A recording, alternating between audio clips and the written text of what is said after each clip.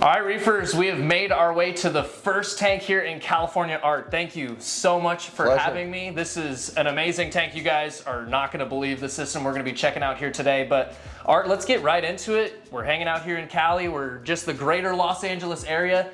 How did you get yourself a piece of the ocean here now in your living room? How did this all begin? How did you get to this point now where we have this amazing, beautiful reef tank next to us? Well, it started with a fire. Not the fire that just happened last week, but in 2013, we had a house fire, and it was pretty much destroyed. And I've had tanks my whole life. I've had them at the office because in the 2004 earthquake, we had one at home, and it fell and destroyed the house. My wife said, no more tanks at home. So 10 years later, we have the house fire. I said, honey, I'm spending a lot of time at the office taking care of the tanks. Please let me have one in the house. We're redoing the whole thing, and it'll be my dream tank. She said, one condition, I don't want to hear it. And you cannot hear it. I'm gonna let everyone know, standing right here, the tank, you can't hear a single noise. It is silent. I did what was necessary, and I have the dream tank, so super happy. The size of the system now, obviously pretty big gallons wise. What are we talking dimensions in gallons for this tank? It's a 340, I think it's 80 by 32 by 29. And we were talking about you wanted to go just a little bit bigger. Yes, if I had it to do again, I would have tacked on another 4 inches and gone with the 36-inch width. And I may get to, because there's a scratch on the glass that I can see. And this is now probably numerous tank number at this point in your career of keeping reef tanks. When was your first reef tank? This was now back at what point? Wow. Well, when was the first reef tank in the United States? Because I was in the industry then, and I built one. So if it was in the 90s, that's when it was. I started in '73 with a fish-only saltwater tank, and have kept up with everything, reading everything as kids do. So as soon as the Berlin system or wet-dry filters or whatever was going on came on, I did. And then when I moved here in the early 90s, I had a 180-gallon tank at the office where we actually had SPS and metal halides and T5s. No. Oh, even before that, yes. way before the T8s. Okay. Yes, T8s and metal halides and kalkwasser, which I do now again. We love kalkwasser at Top Shelf. It's something we swear by. I mean, it's kind of like the secret juice for us over at Top Shelf. We use it for many reasons, and we definitely love it. For this tank now, how old is it now at this point? So you said it's about almost just over 10 years, 10 years so? Just over 10 years. I think I put the first fish in November of 2014. Speaking of fish, the fish selection you have in here, we have Frank as well with us here today, and Frank made an amazing comment when he was sitting here staring at the tank. He looked at you and said, well, you have every single dream fish I've ever wanted in one system. And it's true. I mean, looking at the Achilles, the powder blue, your selection of angelfish, it's unbelievable what you've been able to mix together in one system and now create this reef tank. How did you decide a lot of your fish, your clownfish, obviously the oldest here in your system, but how did you decide the selection of fish you went with? Obviously some really nice ones, but how did you get to this point where now you have all these amazing high-end collection of fish? I buy what I like. I just happen to like these. Yes, Reef these your are the way. ones that I like. Exactly. Been lucky enough to be able to find everything that I like, and we get through quarantine pretty easily, and we manage to have them get along with each other. I think the fact that there's so much coral, there's so much different areas that they can get away from each other adds to the harmony that we get here. So for sure, the scape and everything is turned into a natural, scape and setup at this point. A lot of areas for these fish to break the line of vision for themselves. What are you feeding these fish? They all seem happy and fat. What's the feeding schedule for these guys? What are you feeding them? Mostly frozen, and I also use the Avast feeder with their food. Okay. So that comes on, they'll tell me when it comes on because they gather by it as it does, but I think just twice a day, but it's mostly the LRS frozen food along with Hikari the brine shrimp with the spirulina in Gotcha. it, and then some also the mysis. If you had to pick, I know it's difficult, right? Never fun to pick your favorite kid, but if you had to pick one or a couple of your favorite fish out of your selection, what would you say would be some of your favorite? I love the gold flake. You said he's kind of the top dog in the tank, though. He kind of runs the tank. Yeah, he's beautiful. I don't know, it's really hard. My favorite, I used to say, was the ventralis, the male ventralis anthias that I unfortunately lost last week or the week before, unrelated to the fire. So I'll have to go with either the conspiculatus or the interruptus angelfish. Those are the two dream fish for me that I finally was able to get. You've brought it up a couple times, the fire. Obviously, you're located super close to everything that was going on with the fire. It's unbelievable to see what's going on with the tank now. You said you were out of power for 5 days. 5 days. Wow, 5 days with no power, and you ended up losing a single colony, maybe something like that. But very large colony. Right, Yes. right. One single a colony. colony you do not want to lose, Yes, right? yes, yeah, vivid confetti. But yeah, tough one to lose. I do have a generator, so when power goes out, my wife calls me, and I get home and I hook up what I can.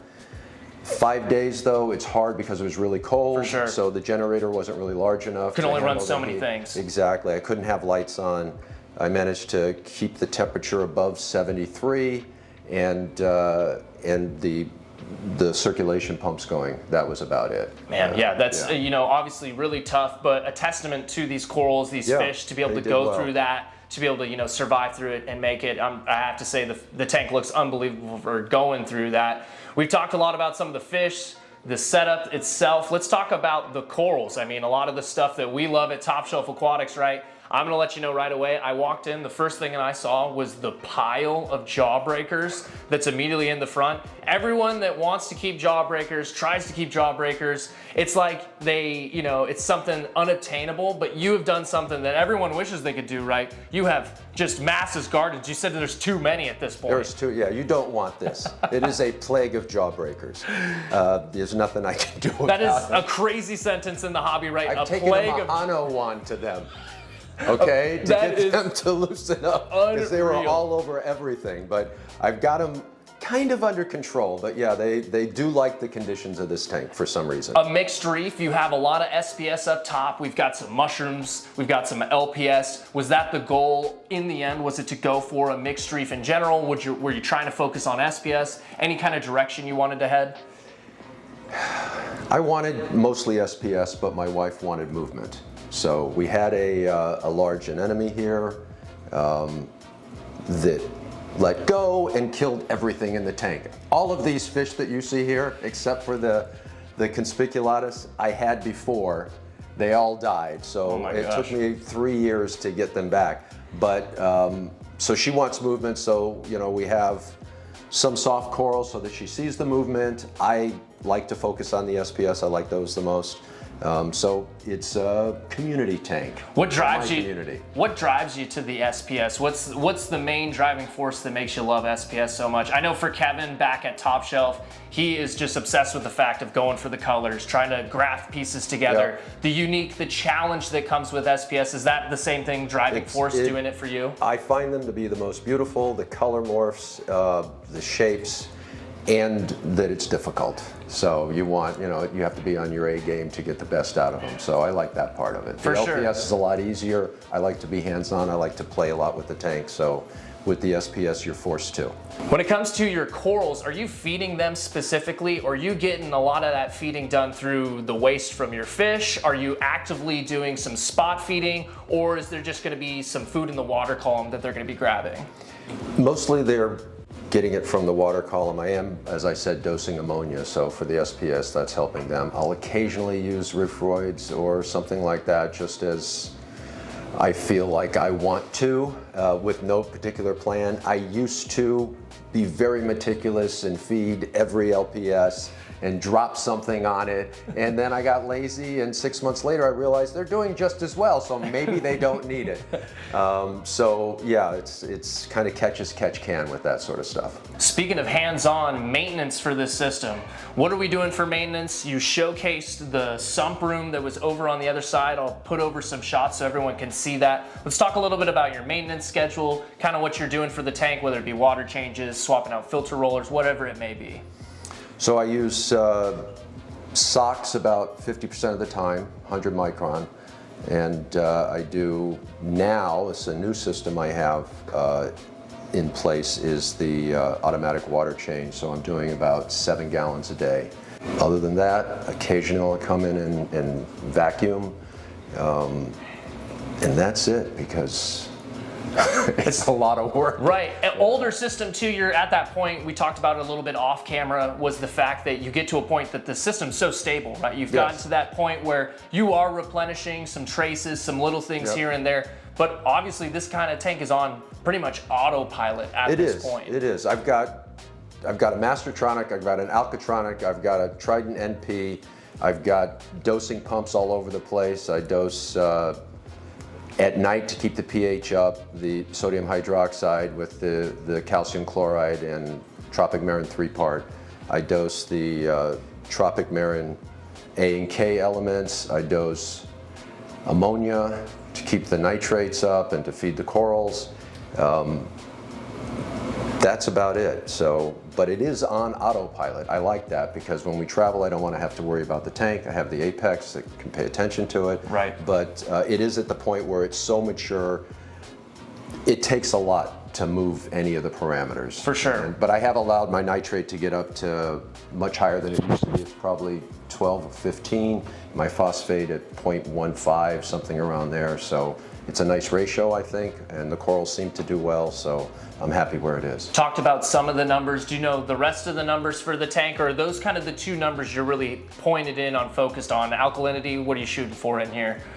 See, my alk moves a lot because I was dosing to pH because for some reason over time my pH likes to drop into 7.8, 7.9 at night if I don't dose alk or the sodium hydroxide.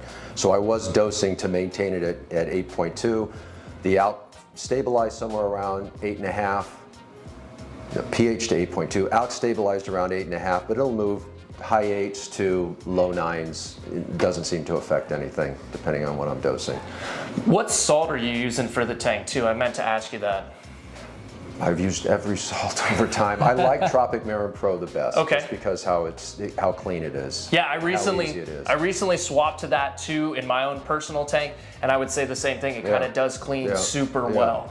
When we're looking at equipment inside the tank, you've done a really great job. I see some nozzles on the bottom bringing some flow up, but you've got the gyro up top. We're kind of minimizing the amount of equipment we're seeing inside the tank. Was that ultimately the goal, kind of getting all those eyesores out, allow the corals and fish to be the main show? Exactly. I was hoping to do it just on a closed loop, but as the SPS grow in, they affect flow a lot, so you need to add. So I added the gyro here and a MP60 there and a couple of octopulses as well. Always tinkering with flow. That's a great point. I think you hit it right on the nail. You know, I think people forget that when your tank begins to develop, as it begins to grow out and mature, you know, the corals where they're growing, how the different things are forming, your flow is getting diverted in so many different directions. So tinkering with that day in and day out is going to be super, super essential. Yes. I actually think that's the reason I lost the big colony. Okay. I think it was the flow. It wasn't not getting enough, getting too much. Right near a power head. No, during the 5 days where I didn't have power, that power head wasn't lack working. Of power. And I think that's why I lost that colony, and everything else did well, because they are affected mostly by the closed loop, and I was able to keep that going. Lighting schedule. What are you running for lights up top, and what is your lighting schedule going to be? I'm running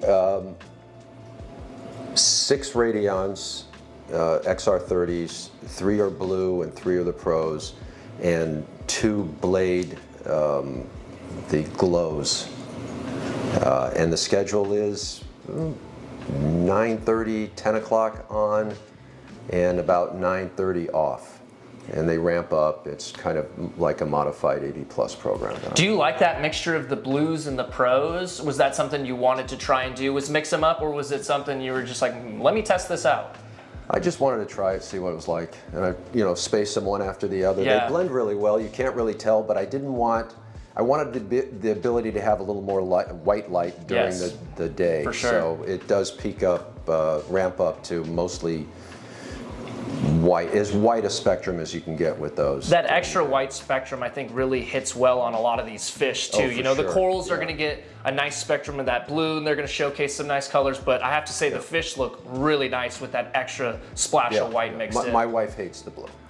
And when we have people over, she says, make it white. I want it to be white. So that's what we do. You know, I'll be honest. I do love we joke, there's a worker in the farm, Evan, he always calls it Gucci mode. It was when you throw all the blue lights on and the colors get all crazy. You know, I think sometimes that's a little bit too much. I think it's too much color, too overdone, and sometimes you miss out on the natural colors of these fish, the natural colors of what these corals look like. Enjoying that too isn't a bad thing, but I'm not hating on anyone at home that loves to, go into that Gucci mode, but I like to say... I'm Gucci. I'm going to admit it. I'm Gucci. But I love seeing that you are mixing in the white, the blue, and Yeah. kind of going for that natural spectrum. Yeah.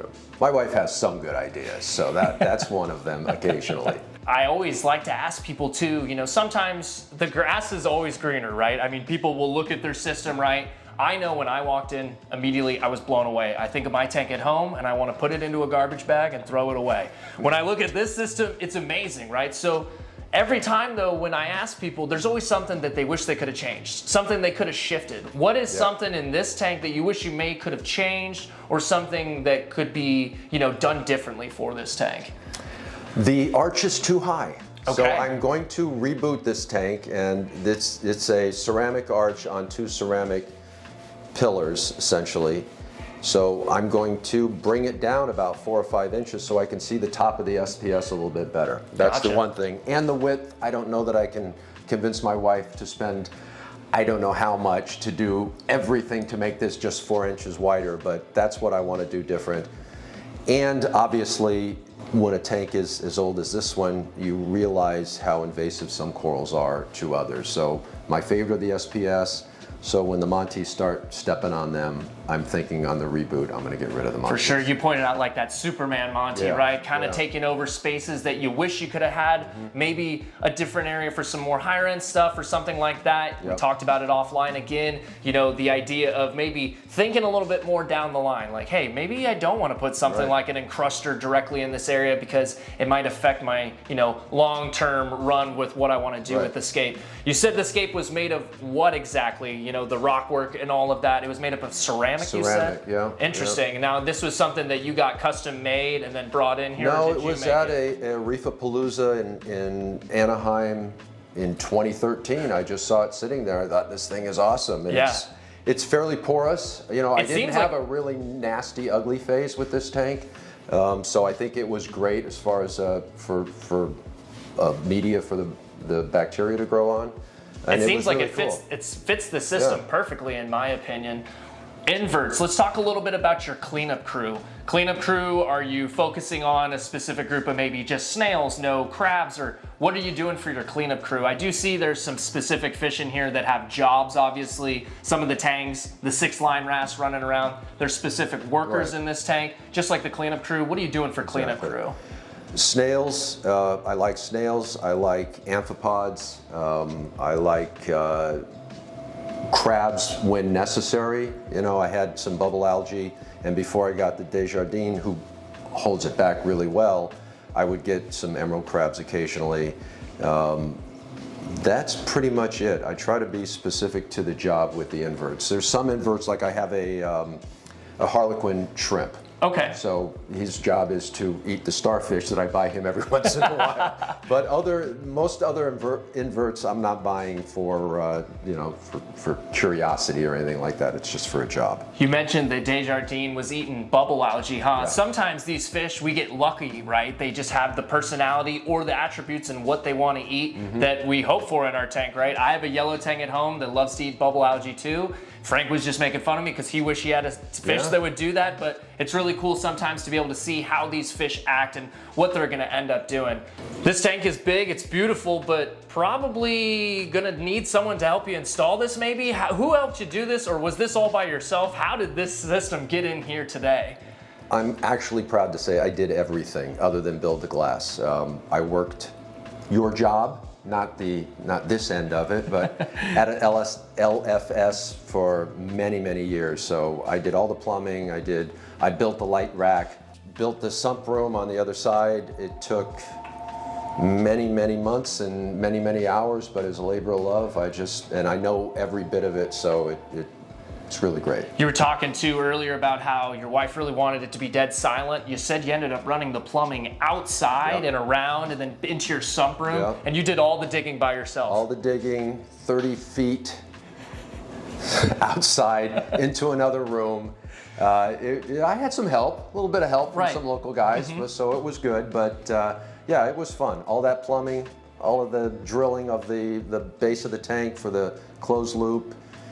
It's great, yeah. Everyone watching at home, now when you think about the fact that you don't want to do your water change, carry maybe a 5-gallon bucket, or maybe just do your testing that you haven't done in a couple weeks, Art was out here plumbing 30 feet of plumbing outside, digging by himself. The labor of love for a system, I have to say, you are showcasing it here in this tank. The proof is in the pudding, right? The tank looks extremely happy.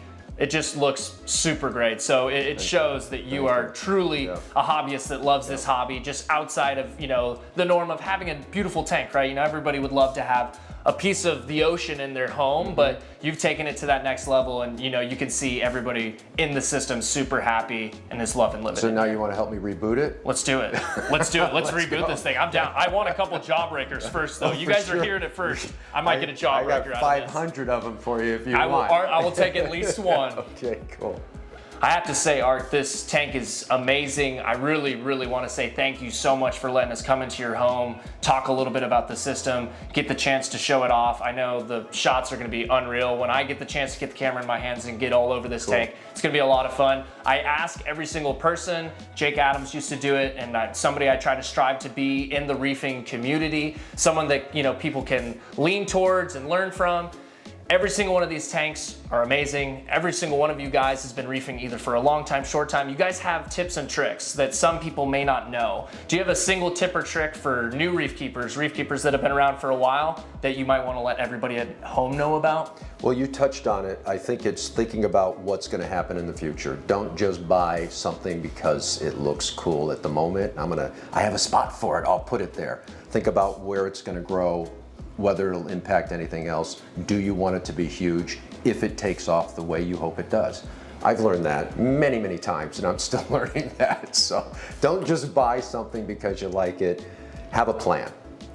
Yeah. Tank is unbelievable. This has been a ton of fun getting the chance to hang out with Art. We've got a bunch of tanks we're going to be checking out throughout the course of the weekend. If you guys have enjoyed this one, you've hung out all the way till the end, be sure to drop a comment down below your favorite part of this system. Let Art know your questions, and he can try and answer them as well. If you guys have hung out, I want to say thank you so much. Be sure to like, subscribe, and hit the bell notification so you don't miss out on any future uploads.